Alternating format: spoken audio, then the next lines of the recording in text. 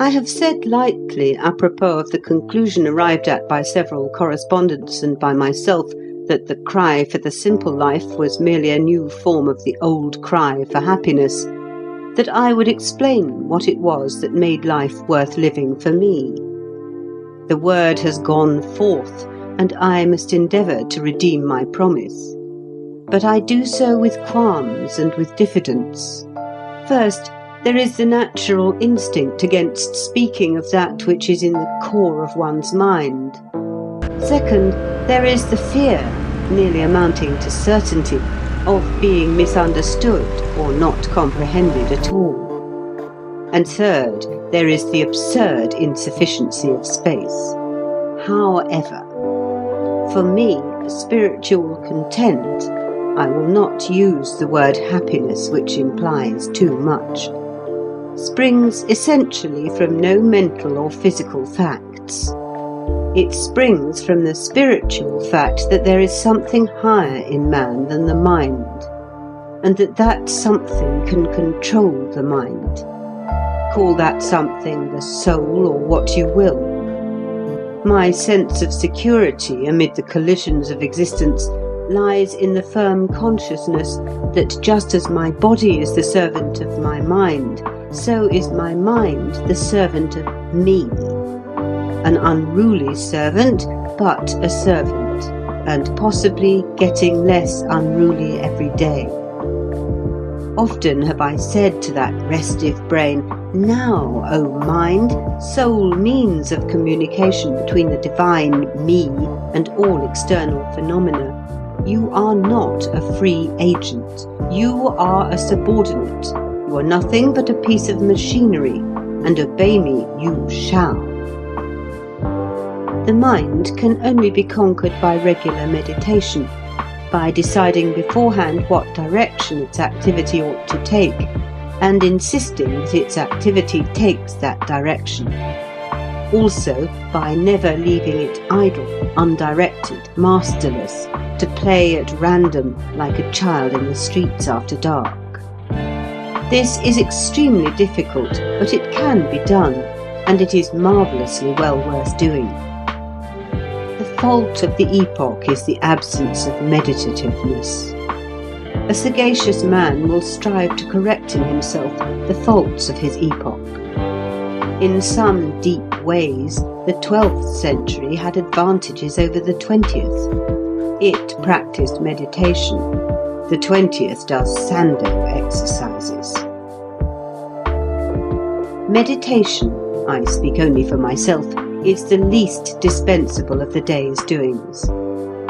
What do I force my mind to meditate upon? Upon various things, but chiefly upon one. Namely, that force, energy, life, the incomprehensible has many names, is indestructible, and that in the last analysis there is only one single, unique force, energy, life. Science is gradually reducing all elements to one element. Science is making it increasingly difficult to conceive matter apart from spirit. Everything lives. Even my razor gets tired.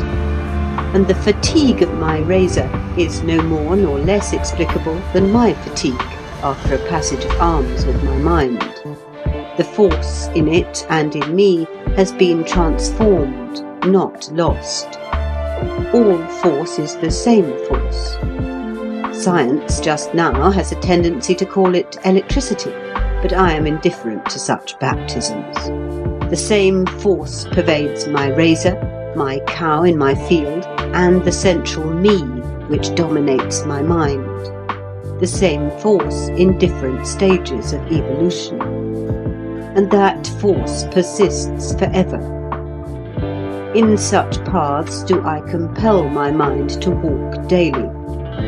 Daily it has to recognize that the mysterious ego controlling it is a part of that divine force which exists from everlasting to everlasting, and which in its ultimate atoms nothing can harm.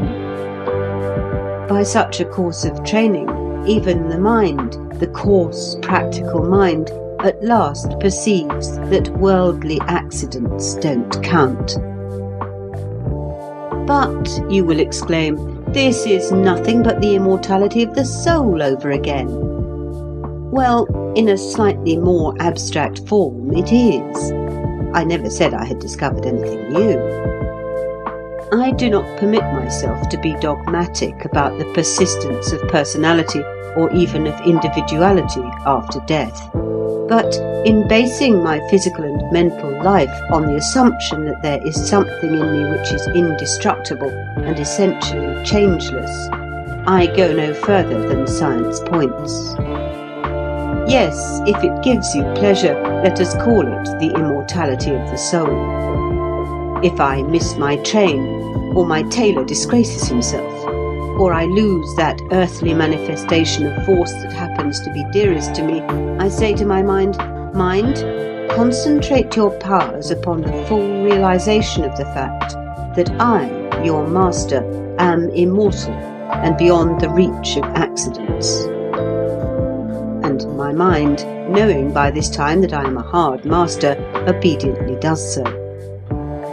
Am I, a portion of the infinite force that existed billions of years ago and which will exist billions of years hence, going to allow myself to be worried by any terrestrial, physical or mental event? I am not. As for the vicissitudes of my body, that servant of my servant, it had better keep its place and not make too much fuss. Not that any fuss occurring in either of these outward envelopes of the eternal me could really disturb me. The eternal is calm.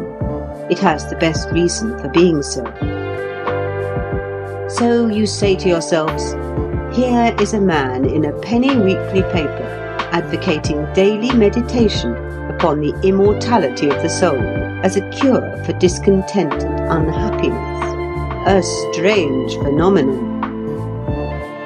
That it should be strange is an indictment of the epoch. My only reply to you is this: try it. Of course, I freely grant that such meditation, while it casts out fear, slowly kills desire and makes for a certain high indifference, and that the extinguishing of desire, with an accompanying indifference, be it high or low, is bad for youth. But I am not a youth.